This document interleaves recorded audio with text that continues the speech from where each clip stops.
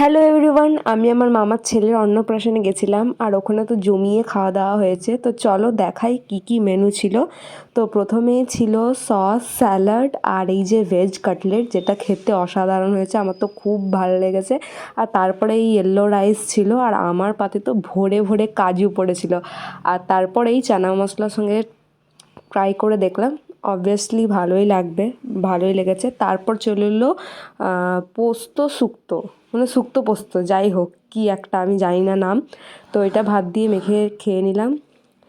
আর তারপর ছিল ডালের সঙ্গে শুক্তো মাখিয়ে খেতে কী যে ভালো লাগছিল, কি বলবো। আর আমরা যেহেতু মাটন খাই না বলে আমাদের কাছে চিকেন আর মাছ দুটোই অপশন ছিল। তো আমি এক পিস চিকেন নিয়েছিলাম আর তারপর আমি মাছ নিয়েছিলাম। আর একদম দেখো বড় সাইজের পেটি পিসটা আমার পাতে পড়েছে।